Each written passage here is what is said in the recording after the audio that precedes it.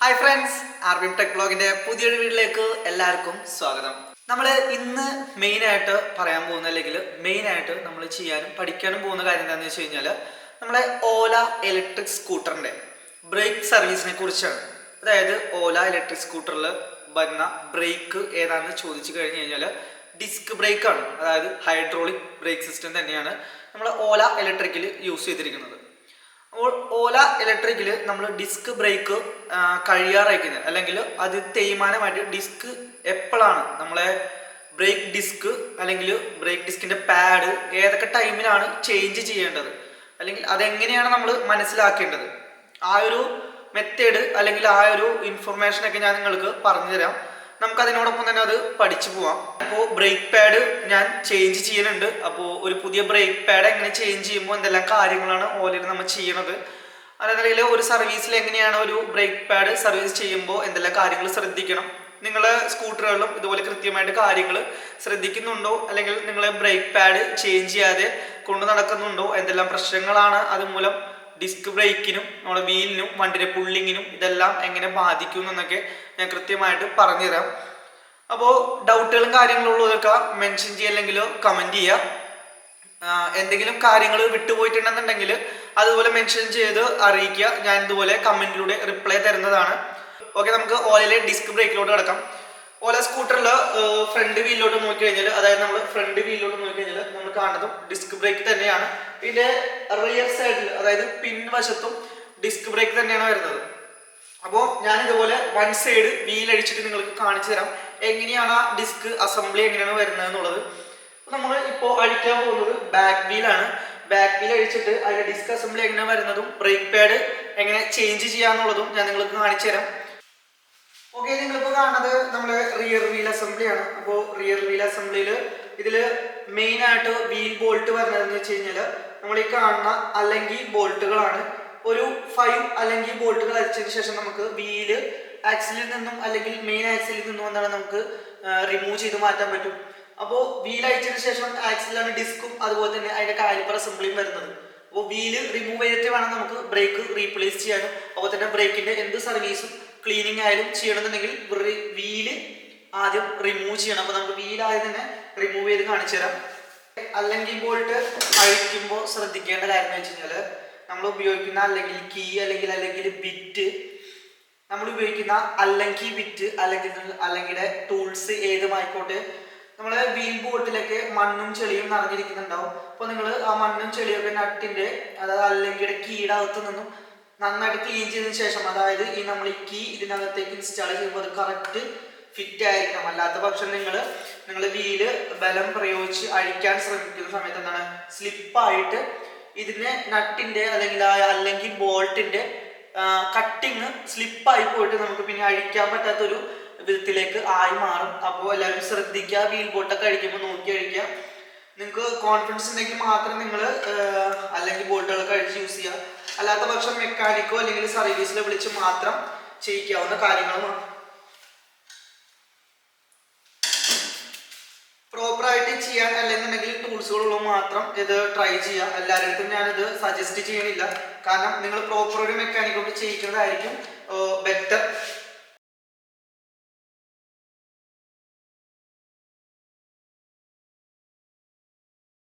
Wheel ബോൾട്ടുകൾ ഒരുപോലെ എല്ലാം അഴിച്ചെടുക്കുക അല്ലെങ്കിൽ അലൈൻമെന്റിൽ വ്യത്യാസങ്ങൾ വരും. നമ്മൾ വീല് തിരിച്ച് ടൈറ്റ് ചെയ്യുമ്പോഴായാലും വീൽ ബോൾട്ടുകൾ നമ്മൾ ഒരുപോലെ ടൈറ്റ് ചെയ്ത് തന്നെ വേണം. അതുപോലെ തന്നെയാണ് അഴിച്ചെടുക്കുമ്പോഴും ഒരുപോലെ എല്ലാ ബോൾട്ടുകളും ലൂസാക്കി ഒരുമിച്ച് അഴിച്ചെടുക്കുക.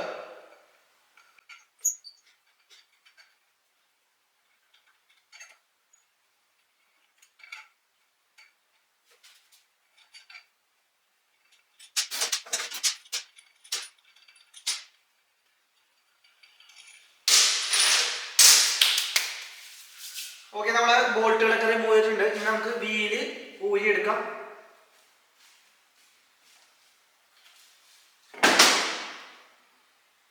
ഓക്കെ, ഞാനിപ്പോൾ വീല് റിമൂവ് ചെയ്തിട്ടുണ്ട്. ശേഷം നമുക്ക് വീല് മാറ്റി വെച്ചതിന് ശേഷം എന്താണ്, ഓക്കെ, നിങ്ങളിപ്പോൾ ഈ ഒരു കാണുന്ന പോർഷനാണ് ഡിസ്ക് അസംബ്ലി ആയിട്ട് വരുന്നത്. ഈ കാണുന്നതാണ് നമ്മളെ ആക്സില്, ഈ ഡിസ്ക് ആക്സിലാണ് ബോൾട്ട് ചെയ്തിരിക്കുന്നത്.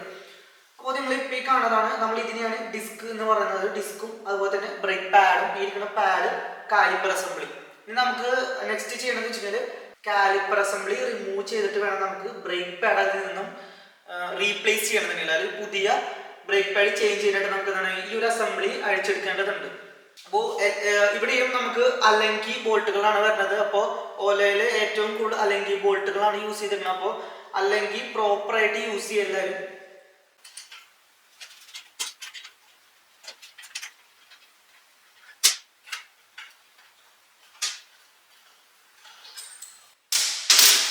ഓക്കെ, നമ്മൾ അലങ്കി ബോൾട്ട് അഴിച്ചെടുത്തതിന് ശേഷം നമ്മൾ എന്താണ് ഈ ഒരു കാലിപ്പർ അസംബ്ലി റിമൂവ് ചെയ്യണം. ഓക്കെ, നമ്മളിപ്പോൾ ഈ കാണുന്ന കാലിപ്പർ അസംബ്ലി നമുക്ക് റിമൂവ് ചെയ്തെടുക്കണം. എന്നാൽ ഈ ബ്രേക്ക് പാഡ് നമുക്ക് അതിൽ നിന്ന് മാറ്റാൻ പറ്റുള്ളൂ. ഓക്കെ, നമുക്ക് ഈ കാലിപ്പർ അസംബ്ലി ഇതിൽ നിന്നും റിമൂവ് ചെയ്യണം. ഇതിപ്പോൾ ടൈറ്റ് ആണ്.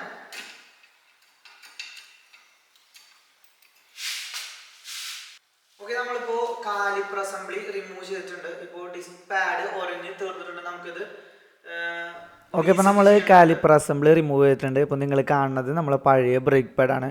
അത് നന്നായിട്ട് ഉരഞ്ഞ് തീർന്നിട്ടുണ്ട്. അതുപോലെ നല്ലപോലെ അഴുക്കും കാര്യങ്ങളൊക്കെ ആയിട്ടുണ്ട്. അപ്പോൾ സൗണ്ട് കാര്യങ്ങളൊക്കെ കൂടുതലായിട്ട് വന്നിരുന്നു.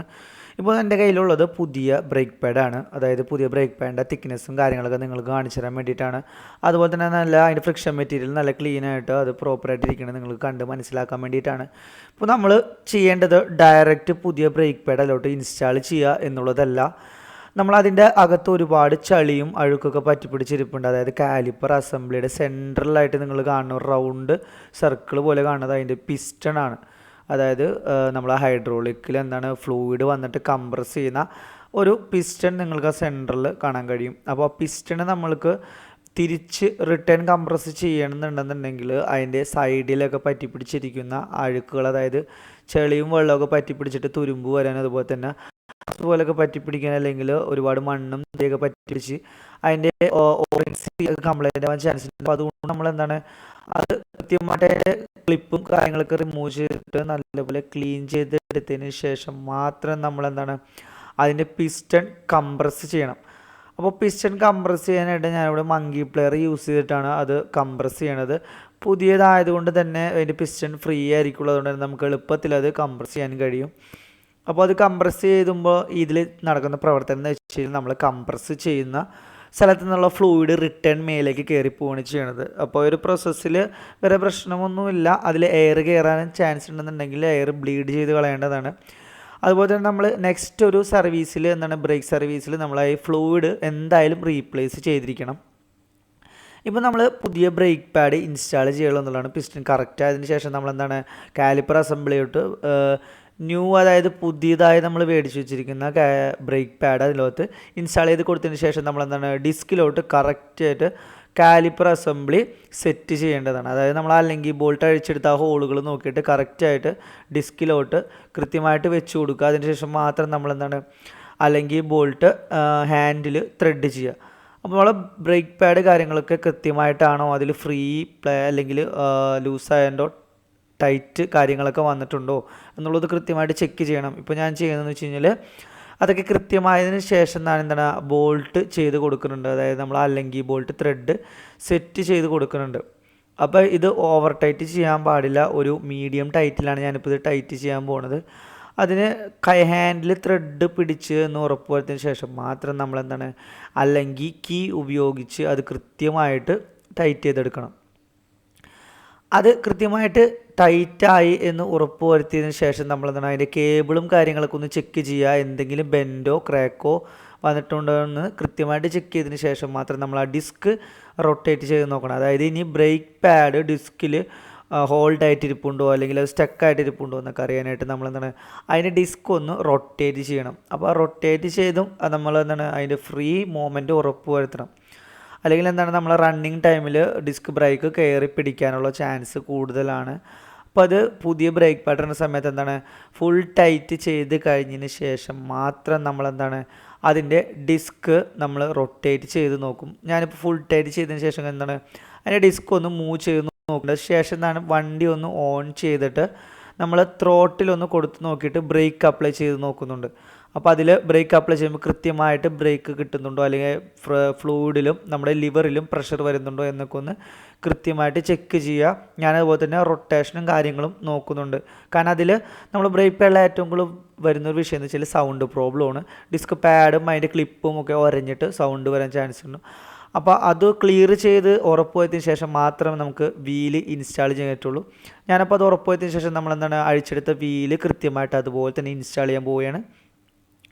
നമ്മൾ അല്ലെങ്കിൽ ബോൾട്ടുകൾ അഴിച്ചെടുത്ത ഹോളുകൾ നോക്കിയിട്ട് അതിലോട്ട് കൃത്യമായിട്ട് നിങ്ങൾ കൃത്യമായി അലൈൻമെൻറ്റിൽ വീല് വച്ച് കൊടുക്കുക. ആ ആക്സിൽ കൃത്യമായിട്ട് കട്ടിങ്ങിൽ വീലിരുന്നതിന് ശേഷം നമ്മളെന്താണ് ഹോള് നോക്കി കൃത്യമായിട്ട് അല്ലെങ്കിൽ ബോൾട്ട് അതിലോട്ട് ത്രെഡ് നമ്മളെ ഹാൻഡിൽ ത്രെഡ് ചെയ്യേണ്ടതാണ്. അപ്പോൾ ഹാൻഡിൽ ബോൾട്ട് എല്ലാം പിടിപ്പിച്ചതിന് ശേഷം നമ്മളെന്താണ് അല്ലെങ്കിൽ കീ ഉപയോഗിച്ച് എല്ലാ ബോൾട്ടുകളും കൃത്യമായി ക്രോസ് ടു ക്രോസ് എന്താണ് കൃത്യമായിട്ട് ബോൾട്ടുകൾ ടൈറ്റ് ചെയ്യണം. അപ്പോൾ കൃത്യമായിട്ട് ബോൾട്ടുകൾ ടൈറ്റ് ചെയ്തില്ലെങ്കിൽ നമ്മളിത് വൺ സൈഡ് വീലാണ് വരുന്നത്. അപ്പോൾ വൺ സൈഡ് വീലിൽ വരുമ്പോൾ പ്രശ്നം എന്ന് വെച്ച് കഴിഞ്ഞാൽ ഇതിന് അലൈൻമെൻറ്റ് പ്രശ്നങ്ങൾ വരാൻ ഒരുപാട് ചാൻസ് ഉണ്ട്. അതായത് വീലിൻ്റെ അലൈൻമെൻറ്റിലും അതിൻ്റെ പൊസിഷനിലൊക്കെ ഒരുപാട് വ്യത്യാസങ്ങൾ വരും. അപ്പോൾ അടിച്ചെടുക്കുമ്പോഴും അത് തിരിച്ച് സെറ്റ് ചെയ്യുമ്പോഴും നമ്മൾ അതിൻ്റെ പൊസിഷൻ കൃത്യമായി ശ്രദ്ധിക്കണം.